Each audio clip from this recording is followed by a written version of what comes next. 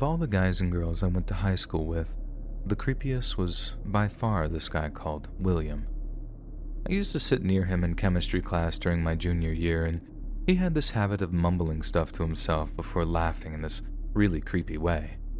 It was like he was trying to stop himself but couldn't, and it always seemed like whatever he was laughing at was either real mean or real dirty.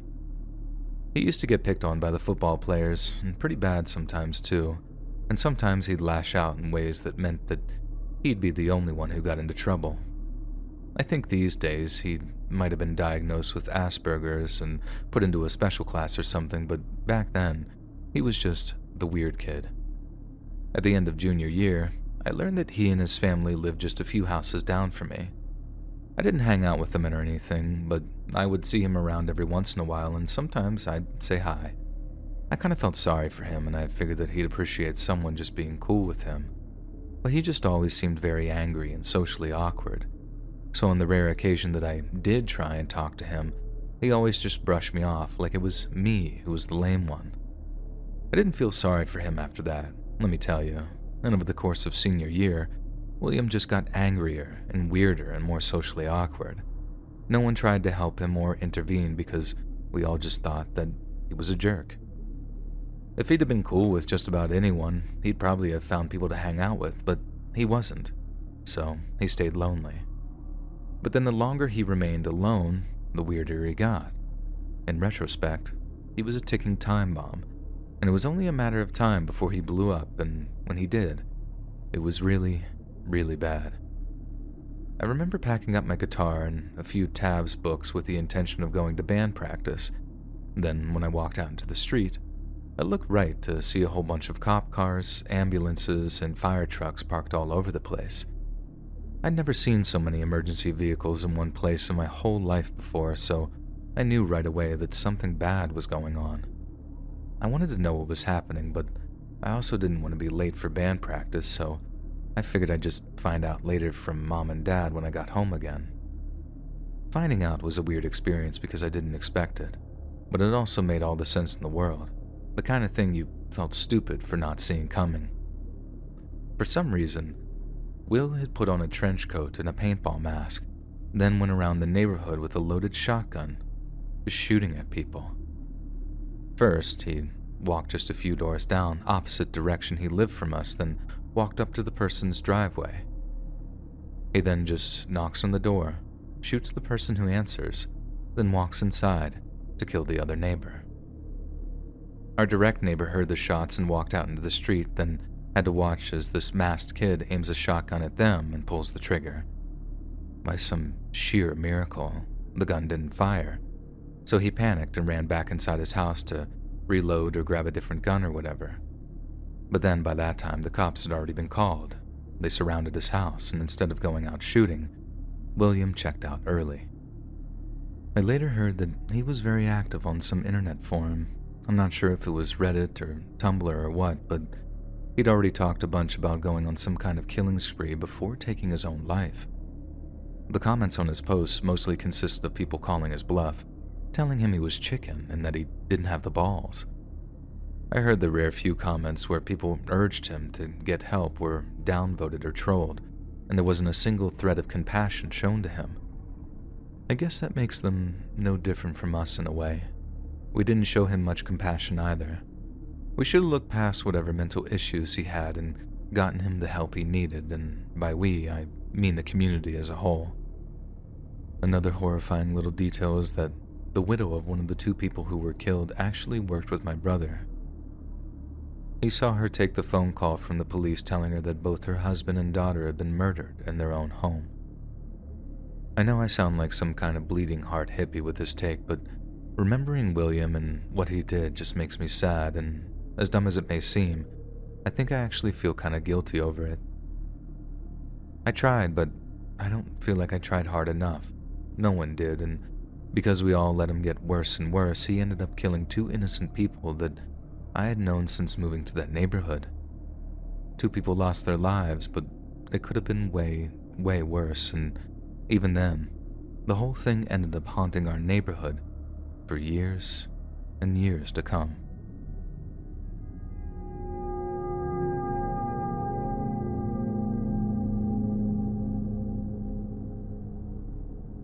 I'm a big fan of the channel, and I think I have a story you might be interested in.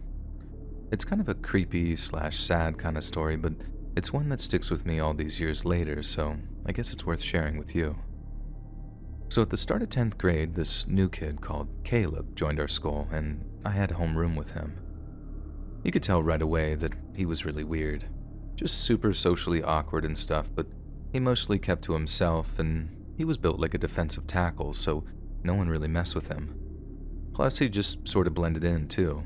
He didn't dress weird, didn't smell, like you didn't notice there was anything off about him until you actually spent time around him. If you did, you noticed that he had this really creepy habit, and I saw it up close on more than one occasion. My homeroom seat was about to the front right of Caleb, meaning I could look over my left shoulder and see him right there. So this one time we're in homeroom, but it's kind of like a free period, so everyone is talking and being super loud. Everyone except Caleb. Caleb was just sitting there, reading some old book he always carried around with him, and it looked like he was whispering to himself. You know the way kids kind of silently mouth the words they're reading, I guess out of habit or whatever? Well, that's what it looked like. I figured he just couldn't read very well, or that he was having trouble concentrating because of the noise. Unusual behavior, but nothing to freak out about. But as it turns out, that's not what was happening at all. Caleb kept whispering to himself, even when he wasn't reading. I caught him doing it in the hallway a few times, but I didn't want to confront him about it or anything, so I just sort of let him be. But then it got to the point where he did it a few times during the quiet parts of homeroom, like while the teacher was talking, and slowly but surely, everyone caught on to the fact that Caleb whispered to himself. The first time, the teacher asked in that really cliched way if he wanted to share with the class. He just went quiet and shook his head. The second time, it was totally quiet, and it got to the point where everyone around Caleb could hear him whispering. We were trying to work on something, I can't remember what it was, but the whispering was definitely all annoying and off-putting, so in the end, someone just said, "Dude, shut up." Everyone stifled laughter, and the teacher told us to be quiet and work, so that one just ended right there. This went on for weeks. Every so often, Caleb wouldn't be able to contain himself, and he'd start whispering at some awkward moment. The third time he did it in homeroom, or at least the third time I saw it anyway, someone actually snapped and asked him who he was even whispering to. Our homeroom teacher was aware of this little issue by that time, so she tried to interject to stop the confrontation from escalating. She basically tells the kid to back off and for Caleb to stop whispering, but then Caleb kind of just pauses, turns to the kid who asked him, and just said, "My mom." The kid's reply causes a ripple of laughter because he was all like, "You talking to your mommy?" Making fun of him, and our teacher quickly jumps in and tells everyone to shut up again. Only Caleb doesn't shut up. After weeks and weeks of not saying a single word above a whisper, he suddenly finds himself all conversational. "She talks," he said, referring to his mom. "So I answer." The class didn't laugh that time, and no one had a single smart word to say in response. That was on a Friday, and then when we got back to school on Monday, creepy Caleb was gone. They pulled him out of class so fast that you could still see his shadow that Monday morning, but since we didn't know the context surrounding it, we just kind of went on as normal and we got over it. And I just said, "Creepy Caleb, easy come, easy go." Now, about a week or so later, me and my family end up driving over to my older sister's place. She and her husband had been married for a few years, and he was a psychiatrist at this big hospital on the other side of town, so they lived in this super awesome house that we enjoyed visiting as often as we could. My brother-in-law was a cool guy and would sometimes discuss certain details of certain cases with us over dinner. He wasn't too detailed. He didn't name names. It was all just shop talk, and I barely understood any of it anyways, so I normally just tuned out and did my own thing. But then, like I said, we're over one Sunday, not long after creepy Caleb got pulled out of class, and one of the patients he mentions suddenly started sounding very familiar. My brother-in-law was talking about how hard his job is sometimes, and how sometimes he has to take time to decompress on his days off. I think my dad asked him what it was that got him so stressed, as I assumed it was all a bunch of rich folks telling him their problems for huge dollar amounts, but then my brother-in-law starts talking about it being the younger people whose stories can really get to him. We're all listening intently while my brother-in-law starts telling this really sad story about a kid who'd walked in on his mom taking her own life. Not like found her body or anything like that. I mean, he walked in, and she had the gun to her head, and they were locked eyes when she pulled the trigger, and it screwed the kid up for life. We're all obviously hooked into my brother-in-law's story, but when he mentioned how they just had to pull the kid out of school because of a serious setback in his progress, my ears started burning. My dad asked what kind of setback, and that's when my brother-in-law mentioned something about schizophrenia, and more specifically, something about the kid whispering to himself. Mom says that I was white as a sheet by the time the whispering thing came up, and that not long after, I blurted out, "What was the kid's name? Was it Caleb?" My brother-in-law freezes, gives me this stunned, wide-eyed look, then clearly lies when he says, "No, it wasn't Caleb." It was a blatant lie, and he never admitted to me that it was actually Caleb he was talking about, but the fact that he took me aside after dinner to give me a talking to was all I needed to know. He gave me some speech about doctor-patient confidentiality and how it would reflect really bad on him if it got out that he was talking about his work. I promised to keep my mouth shut, but the news about the kid got out in other ways. I promised my brother-in-law that I didn't say anything, but he said it was cool. Half the town had been involved in the kid's treatment in some way, and rumors spreads faster than wildfire in towns like ours. Hearing the truth about Caleb was so bad that no one in our homeroom class talked about it after we found out. It was just too raw, knowing we laughed and joked about something so utterly terrible. This kid was broken, completely shattered by life, and we'd been too ignorant and self-absorbed to really notice.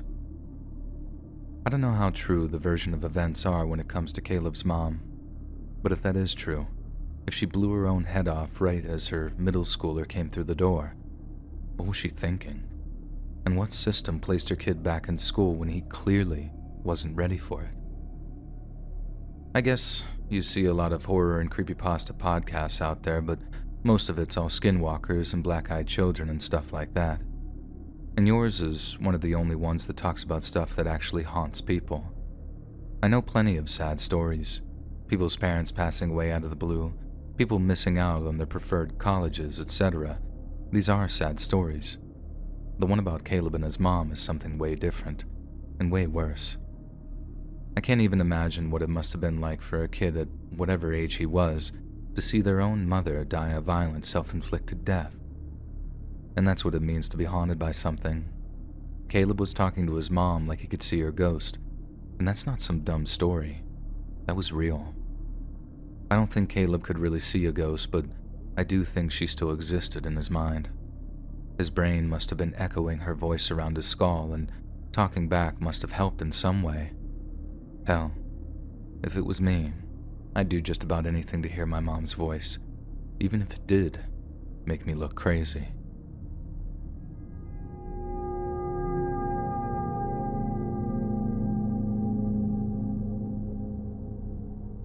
I went to Canton High School in Michigan and graduated in 2009. It was an okay school, not great, not terrible, just average. But then in my junior year, Canton High became infamous for something one of the students did, and that kid's name was JP. JP was in the grade above me and was this all-around unremarkable character. I was only vaguely aware of him to begin with, as the only time I ever paid him any attention was to be like, this kid's name is Jean-Pierre? No wonder he calls himself JP.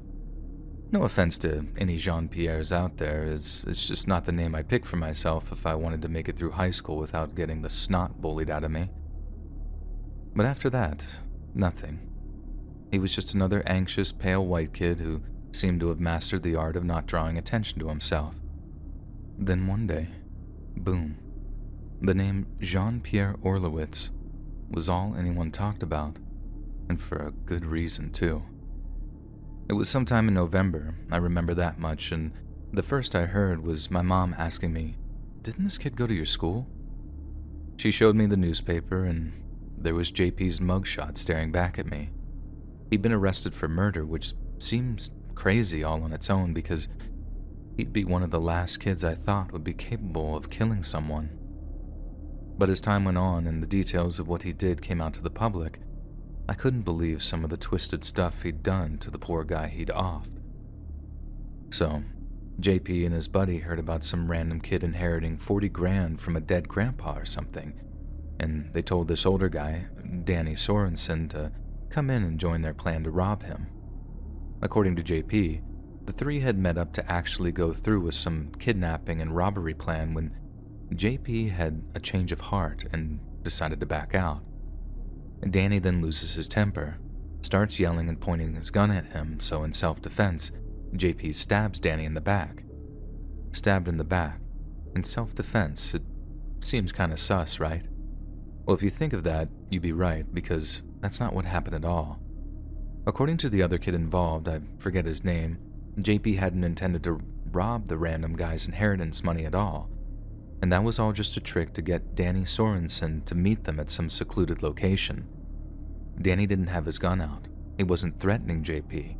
He literally just showed up for a robbery and got stabbed in the back. JP had always intended to kill this guy, and all because he just didn't like him. There was also a rumor that JP owed Danny a bunch of money too, and since he didn't want to pay it back, he figured that he'd just kill him instead. I don't know if that's true or not, but it doesn't really matter. Either way, he decided that the solution was to commit murder, which is all just kinds of crazy to me. I don't think JP's friend actually knew what was going to happen until the night of the murder because both he and JP said the guy just stood back, watched, and did nothing as he started stabbing Danny Sorensen. Some people say that he was to be the lookout, but I know the defense team said it was because he was so horrified by what was happening that he was frozen to the spot. I don't know how true that is, but it's definitely true that JP started doing some messed up stuff to Danny's body after he stabbed him. I heard that what JP wanted to do was to bag Danny up in a tarp, hang him upside down from a tree, and then set him on fire. Then he wanted to chop Danny's head off while he was hanging there burning like some sick parody of a piñata or something. In reality, JP didn't get up to anything quite so fancy. Instead, he used a hacksaw to cut Danny Sorensen's head off, then used a blowtorch to burn his fingerprints off so it would be harder to ID his body. After that, JP drove the guy's body out to some random field and set his headless torso on fire. One of the things that shocked everyone was how JP had apparently played with the guy's head after cutting it off. I think his buddy told either a cop or the actual courtroom that JP had tried to make it talk like a puppet or something.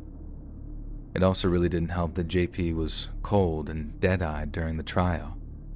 I heard people were describing all this horrific stuff that he actually did and just sat there, totally unemotional. And like for the judge, it was a murder trial, but for JP, he acted like it was just a Tuesday. I don't know how long JP got in prison, but I know it was a pretty long time, and I know he got even more than a usual murder on account of how he did all that evil stuff to the guy's body afterward. And I swear though, of all the people I knew in high school, if you asked me to rank them in order of likeliness to murder someone, JP would have been way down near the bottom. I just can't picture him cutting a dude's head off with a hacksaw, but he did it. I suppose it really is the quiet ones who turn out to be the biggest psychopaths.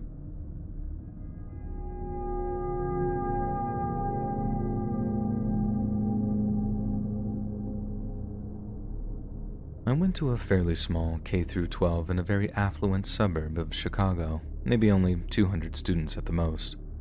We all came from the same 2 or 3 neighborhoods, and we all went to the same churches. Everyone knew everyone, even the teachers were some of our neighbors, and that's what made it all the more disturbing when something was found in the school's computer lab, something that affected almost every single kid in school. One day, we went into school first thing in the morning only to find that a special presentation had been called. That meant we all had to file into the gymnasium and listen to whatever announcement the principal had to tell us. It was usually something completely inconsequential that could have easily just been announced by our homeroom teachers, but what is high school if not a series of minor inconveniences? Anyway, we file into the gym, get sat down on the bleachers, and then we're just sitting around, murmuring to each other in exhaustion, waiting for the principal to arrive so he can get it over with. Finally, he shows up and apologizes for being late as he walks through the door, swiftly followed by an older-looking police officer. You could feel this wave of equal parts curiosity and dread wash over the gym, as the presence of the police officer probably meant some kind of heavy announcement was about to be made. We all hung on to the principal's every word when he said the officer had come to talk to us about something that had been found in the computer lab. The police officer then took over and told us that the school had alerted him to something very illegal and very unsettling that either a student or a teacher had left behind. They didn't give any specifics on what it was, but curiosity was inflamed by the use of the term obscenity laws and how breaking them was an arrestable offense. I don't know about you, but I definitely didn't know what obscenity laws were in 11th grade, but our curiosity meant we looked them up as soon as we were able, because we basically had no idea what the cop had said other than someone was in a whole bunch of trouble. As far as we could tell, obscenity laws mostly involved, lewd stuff. But the legalese which broke down the laws were peppered with words like abnormal, unhealthy, degrading, shameful, or morbid interest. So, lewd, but something a little messed up in there too. That was creepy all on its own.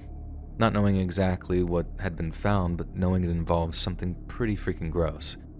Then also knowing that whoever was responsible for that stuff was just walking among us at school. This was before we even knew what had been found, and the whole school felt like that too.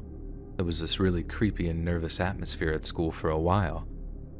Over the next week or so, the principal and vice principal went about questioning every single kid in the school, and as far as I know, we all got the same speech.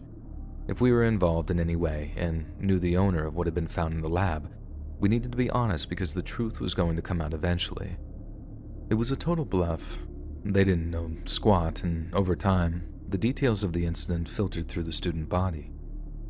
The offending object had been a USB stick, one that contained some very, very bad stuff.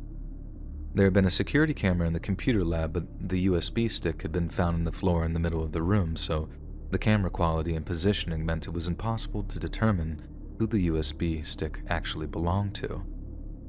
Word was that the computer science teacher had done his best to reverse engineer the info on the USB, I guess, or whatever he did to find out where the drive had come from, but again, no such luck.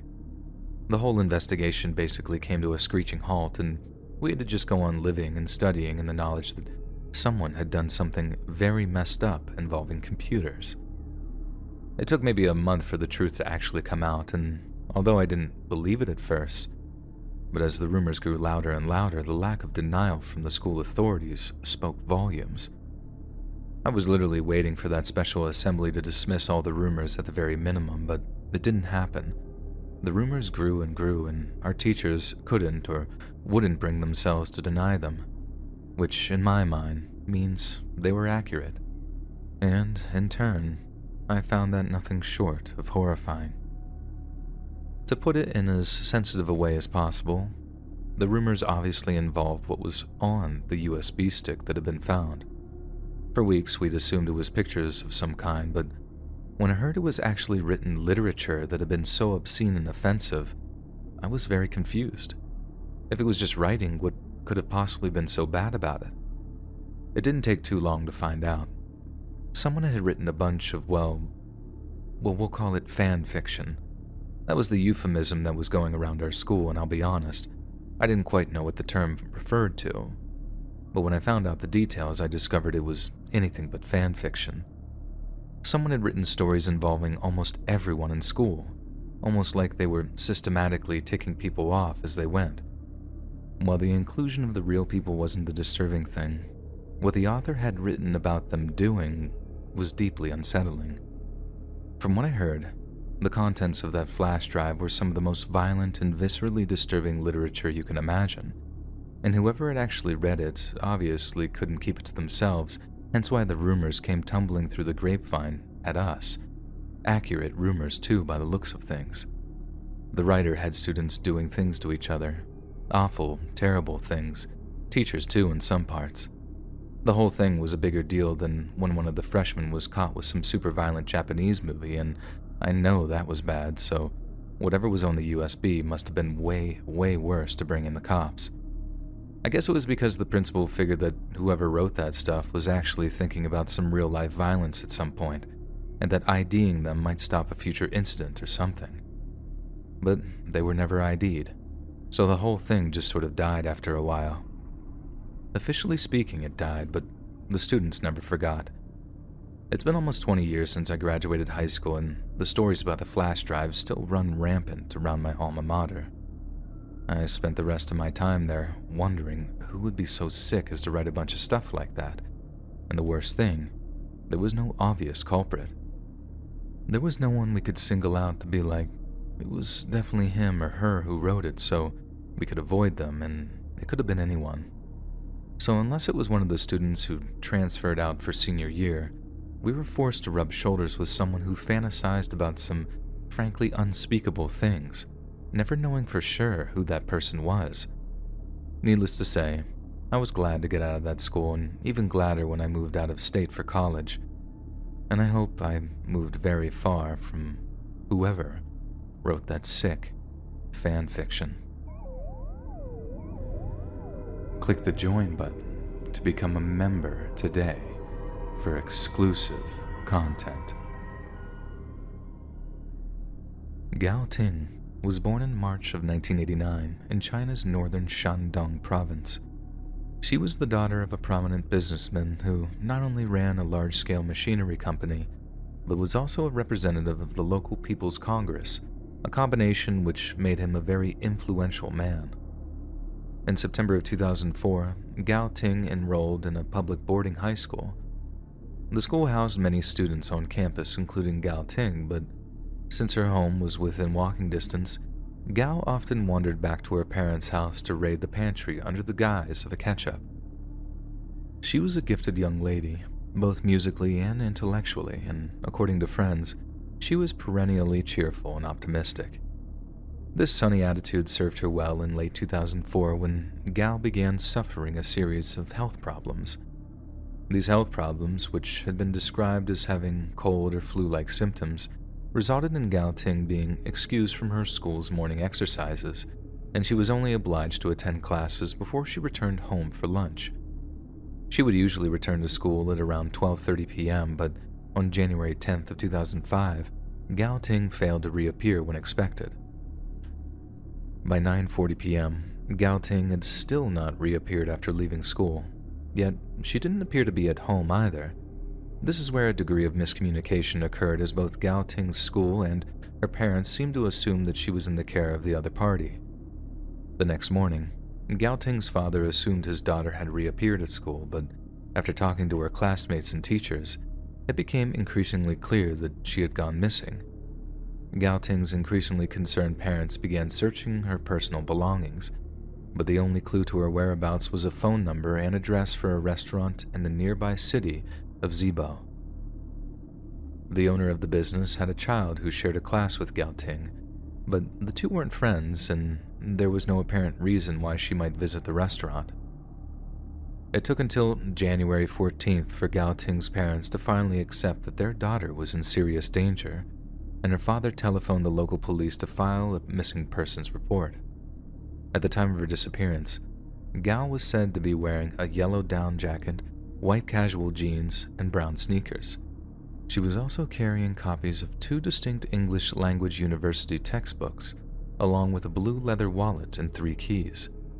Local law enforcement began by questioning Gao Ting's teachers and classmates, in particular a group of boys who had been exempt from morning exercises that she had been excused from.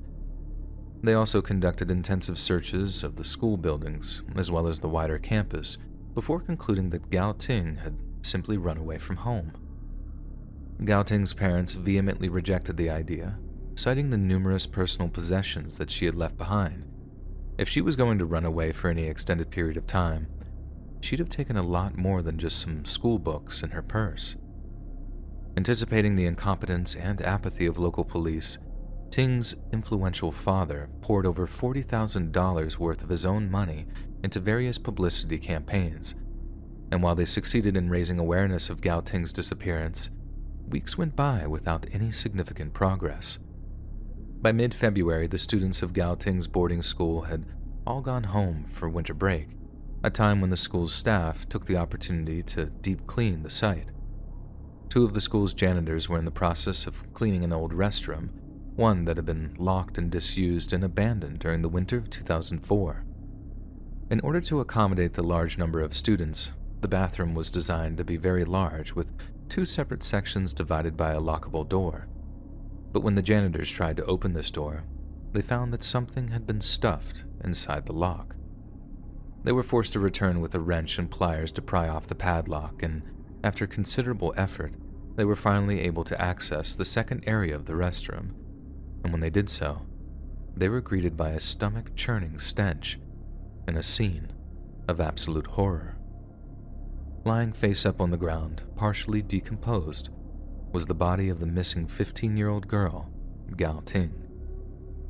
Her torso had been partially covered by a white plastic bag, and her killer appeared to have laid her body down on a red puffer jacket. These were not the same clothes Gao Ting had been wearing on the day of her disappearance, and while her other belongings had been scattered around her body, her blue leather wallet was never recovered. Blood and hair belonging to Gao Ting was discovered on another part of the tiled floor, indicating either some kind of violent struggle or that her body had been dragged along the floor following her death. Following another intensive search of the school buildings, with a particular focus on the dormitories, minute amounts of blood were found splattered on a wall in one of the boys' dorms. Someone had attempted to hide these bloodstains by positioning a bunk bed in front of them, and if it wasn't for a maintenance worker recognizing the odd positioning, the blood might never have been discovered. An autopsy placed Gao Ting's time of death as being on the afternoon of January 10th, the same day she went missing, and that the cause of death appeared to be suffocation. Gao Ting's killer had apparently used her own scarf as the murder weapon, and had 3 distinct fingerprints on her cheek in the process. These fingerprints didn't appear in any of the Chinese police's database, and since no one with any criminal convictions was employed at the school, law enforcement deduced that the killer must have been another student. Gao Ting had 4 separate wounds to her head, and some of which indicated blunt force trauma, while others suggested that they had resulted from a fall. Police noted that Gao Ting had also suffered dozens of small cuts to her limbs and torso, cuts which appeared to have been inflicted after death. There was also a large 17-centimeter vertical cut from the middle of her breast to her navel, as if her killer had hesitated on disemboweling her, and sadly, there were some rather obvious indications that Gao Ting had been violated following her death. With these details in mind, the police began questioning 4 male students who had skipped morning exercises the day of Gao Ting's disappearance: Wang Pang Ming, Yang Xiang Ling, Li Debing, and Song Wen-si, who were all questioned intensively by both police officers and school officials, but a particular focus was shown to Song Wen-si, who had slept in the bed nearest to the concealed bloodstains. Song claimed that the bed had been moved during a parent-teacher meeting that had occurred during the winter vacation, and insisted he had no idea the bloodstain was there. This was later corroborated following the return of DNA analysis results, which conclusively proved that the blood did not belong to either Gao Ting or Song Wen-si. It was a frustrating development, but police were forced to look elsewhere for Gao Ting's killer. The police then turned to Yang Xiangling, and during his round of questioning, he told the police that the reason why he didn't partake in morning exercises was due to frostbite on his feet. Instead, he had been folding bed sheets in the dorm when, around 6:20 a.m., he suddenly heard screams coming from somewhere else close by. All 4 of the accused then assembled in their rush to discover the source of the screams, each claiming to see 2 men standing near the abandoned bathroom where Gao Ting's body was found. Yang claimed he tried to talk to the men, but they departed in a hurry. He later described one as being tall while the other was short, but because they were in a poorly lit corridor, he couldn't catch exactly who they were. Li Debing explained his absence from morning exercises by claiming he has a stomach ache, but confirmed that Wang and Yang were in the dorms at the time of Gao Ting's murder. However, Li claimed that he hadn't heard any screaming like the kind Yang and Wang had described, and insisted the boys must have been mistaken. Yet Li's testimony was later omitted from reports, as his apparent mundane testimony did not provide any new information. Sometime later, the police announced that based on the testimonies of two of the schoolboys, a man named Zhang Zichao was being considered their number one suspect. Zhang Zichao was born on May 28th of 1989 and had just entered the high school that year. He had first drawn suspicion to himself when he told police that he had no idea Gao Ting was even missing, something which didn't correlate with the fact that her disappearance was the talk of the school. The four boys also named Zhang as the fifth male student who had been hanging around the dorms that day, and combined with the inconsistency, the police saw fit to bring him in for questioning. After an interrogation which lasted 30 consecutive hours, Zhang Zichao confessed to the brutal murder and mutilation of Gao Ting. Yet all was not as it seemed. Zhang was said to have been brutally tortured during his time in custody, and he claimed he could barely stand during a visit with them following his supposed confession. Human rights lawyers have claimed that in one incident, the police asked him what color Gao Ting's clothing was, and every time he gave them the wrong color, they would slap him across the face with his own shoes until he blindly guessed the correct color of clothing. After that, he was forced to sign a statement which implicated himself as follows. On the morning of January 10, 2005, Zhang woke up before sunrise and began reading a book of short horror stories.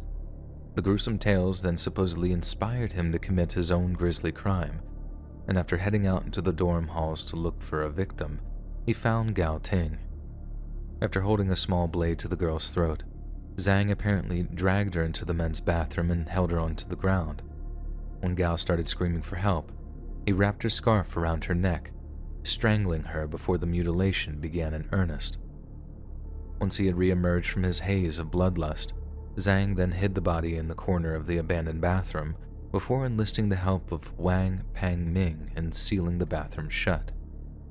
When they had finished, the two quickly resumed their morning studies as if nothing had happened, but according to the police, Zhang wasn't finished with his victim. They claimed he returned on several occasions to toy with Gao Ting's lifeless corpse. Zhang's trial took place on March 6 of 2006, but was closed to the public due to him being under the age of 18.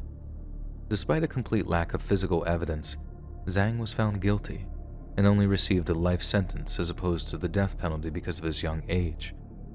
It took until 2011 for Zhang to speak out regarding the torture he had undergone, and he began to profess his innocence to anyone who would listen.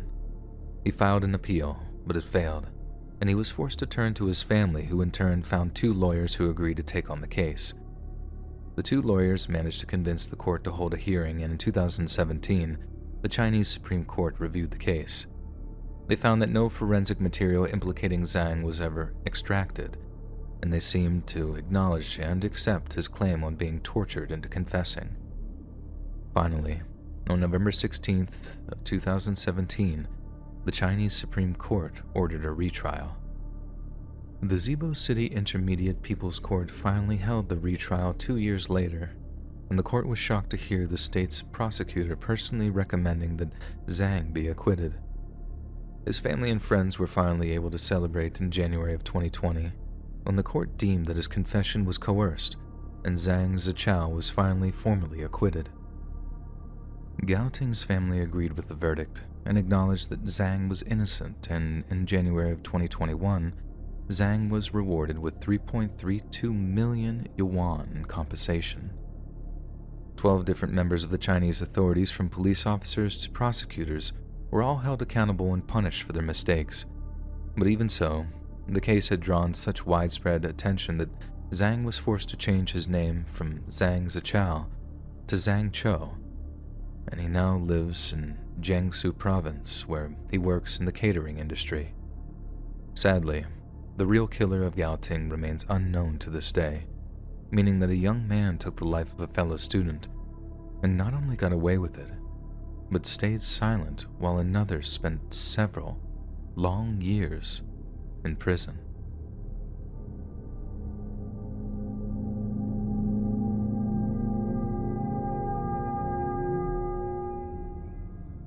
Back in 2013, 52-year-old Patrick Lee Mullins was living in quiet contentment in Florida's Manatee County. He and his wife Jill were looking forward to celebrating their 30th wedding anniversary and were the proud parents of an Army combat veteran and civil engineering student. The men of the family were close and often spent time fixing up off-roaders, then taking them for test spins, but without a doubt, Patrick's passion in life was his job. For Patrick, being a librarian wasn't so much a career as it was a vocation, and he relished the opportunity to encourage students of all ages to enrich themselves with the written word. He was very successful in his endeavors too, as with his dry sense of humor and cool uncle charisma, Patrick was popular with teachers and students alike. But Patrick had another passion: sailing. Having grown up in Florida's Anna Maria Island, boating and fishing ran deep in Patrick's veins, and he often spent time fixing up old Evinrude boat motors when not working on his off-roaders. Pat owned a 16-foot stump knocker skiff that he regularly took out onto the Braden River, testing the engines that he had recently tinkered with. And on January 27th of 2013, he sailed his boat out for a late afternoon sailing. Pat's wife didn't think anything unusual when she returned to an empty home after visiting family, but as the evening drew on and her husband failed to reappear, she became concerned and called their sons. Upon learning that their father was missing, their engineering student son rushed home from the University of South Florida in order to aid his mother in the search effort. As Jill called 911 to officially report her husband missing, Patrick's family and friends began searching the neighboring streets and waterways and were joined the following day by detectives from the Manatee County Sheriff's Office and other law enforcement agencies. The same day as the investigation began in earnest, a member of the Tampa Bay Pilots Association spotted an abandoned boat with its engine still running out near a place called Egmont Key. The boat's captain reported the boat adrift at around 10 a.m., and shortly afterwards, it was confirmed as having belonged to the beloved high school librarian. Detectives noted with interest that the boat was found a considerable distance from where Pat would have launched on the river, at least a 2 to 3 hour trip from his home. If he was simply testing the engine, as he so often did, there was no reason for him to sail out so far, so police were forced to conclude that whatever caused Patrick to vanish had occurred much closer to home, and that the currents took the boat downstream. But what exactly happened to Pat whilst out on the river that made him disappear into thin air? To answer that question, the authorities quickly organized a wide search of the surrounding area, one which covered more than 2,200 square miles and lasted almost 3 days straight. The search effort included 6 boats from the Florida Fish and Wildlife Commission, a search and rescue team from Eckerd College, and even a C-130 military airplane equipped with cutting-edge Century equipment. It was one of the most impressive search efforts in Florida's history, but sadly, it was one that had to be called off just a week after Patrick went missing, when a charter boat fisherman made a horrifying discovery. While fishing off Emerson Point near the mouth of the Manatee River, the fisherman spotted what appeared to be a mannequin in the shallow waters under his boat. Yet when the seas calmed a little and the fisherman was able to get a better look, he recoiled in horror. What he had been staring at was no mere mannequin. It was the body of Patrick Lee Mullins. Upon receiving the news that his body had been found, Patrick's loved ones were understandably heartbroken. But there was still an overwhelming consensus among family, friends, and law enforcement that whatever had occurred was nothing but a tragic and untimely accident. Yet this only made it all the more terrifying when the coroner's report made it evident that Patrick's death was no mere accident. The cause of death had been a single shotgun blast to the head, and a 25-pound anchor had been tied to his legs. Naturally, Patrick's loved ones were devastated as the circumstances of his death suggested foul play was to blame. So when the Manatee County Sheriff's Office returned with a verdict that he took his own life, there was an outpouring of outrage from Patrick's family and friends. According to them, Pat had no history of depression and didn't own a shotgun. They also pointed out that no blood, brain matter, bits of skull, or bodily fluids were found on Patrick's boat, meaning he had been snatched, taken to another location, and then executed before being dumped. It seems like an obvious conclusion, and it made law enforcement rebuttals sound even more unhinged. According to the police, Pat had wrapped himself in the rope attached to the anchor, perched on the edge of the craft, and then shot himself in the jaw with a shotgun angled upwards. They didn't bother to try and explain how he would have been able to reach the trigger, nor could they account for the fact that not a speck of forensic evidence was found on the boat. What's more, the lack of any powder burns near the entrance wound would indicate that Pat had been shot from a few feet away, which effectively rolled out the possibility of him taking his own life. Eventually, the doctor who had once ruled Patrick's death him taking his own life completely reversed his decision and admitted that he's never seen a self-inflicted gunshot wound before. It also emerged that the sole reason police refused to entertain the possibility of murder was that Patrick, quote-unquote, didn't fit the profile of a murder victim. With it all but confirmed that Patrick had been murdered, friends and family began to speculate on the identity of his killer. It was suggested that Patrick ran into a group of armed drug smugglers while sailing and had inadvertently witnessed something they didn't want him to see. Citing what a neighborly individual Patrick was known to be, many suggested that he could have pulled up alongside someone's boat, believing them to be in distress, only to stumble across something very unexpected and very illegal.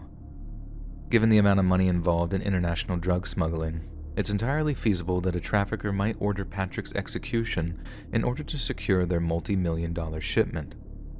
Bizarrely, there was also an indication that a close family friend had been involved in Patrick's death somehow. Damon Crestwood's alibi for that night changed on more than one occasion, and in stark contrast with Patrick's other family and friends, he seemed unusually reluctant to talk to law enforcement. This naturally made him a person of interest in the case, but before Crestwood could come clean with what he knew, he died of a crystal meth overdose in April of 2017. The investigation was also hampered by chronic incompetence and inexperience. The lead detective on the case had never conducted a murder investigation prior to Patrick's, and there were accusations that several pieces of evidence had been seriously mishandled.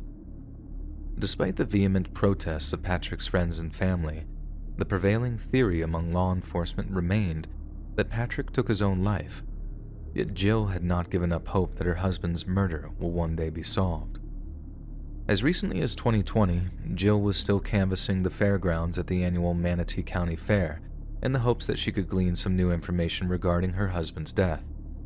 That same year, Jill and her attorney finally succeeded in getting the Florida Department of Law Enforcement to officially reclassify her husband's death as a homicide, as opposed to the undetermined label it held for years.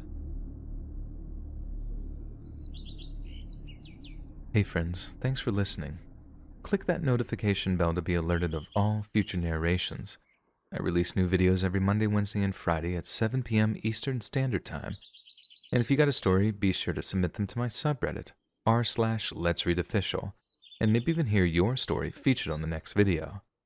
And if you want to support me even more, grab early access to all future narrations and bonus content over on Patreon, or click that big join button to hear about the extra perks offered for the channel. And check out the Let's Read podcast, where you can hear all of these stories in big compilations and save huge on data, located anywhere you listen to podcasts. Links in the description below. Thanks so much, friends. And remember, tactical licks only.